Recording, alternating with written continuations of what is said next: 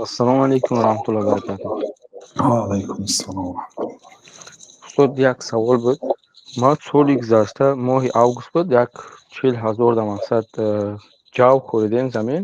Баъд ҳамин хашид ки то и августи омада ҳамун сум дар ҳамунҷа чӣ кардан гирифтем, як 322,000 шуд. Хулоси гап ки баъд ҳосил гирифтем чӣ 422,000 шуд, 100,000 гирифтем. ай ҳамин суме ки як сол дар ҳамунҷа мо ҷамъ кардем мақсад барои ину вай, хулоси кор ҳамин хешид ки дар давоми як сол ҷавобаш биромад. ай ҳамин сум бояд ман чиша биспорам?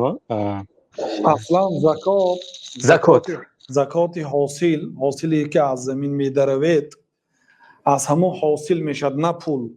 یعنی حاصل وقتی که گرفتید 10% میدید عشره. اگر آب بی پول باشد، آب اگر سر مشقت و آبی به نساس و آبی مشکلی دار و آبی قیمت باشد، نصف عشر یعنی از 21 نصف 10 یعنی 21 زکات میدید. و بعضی علما ذکر کردین در کتاب ها که مثلا صرف و خراجاتی که به زمین کرد از قبیل دانه و از قبیل پاروی و از قبیل حتی انداز و هر چیزی که به زمین صرف و خراجات کرد و ترک کند گفتید.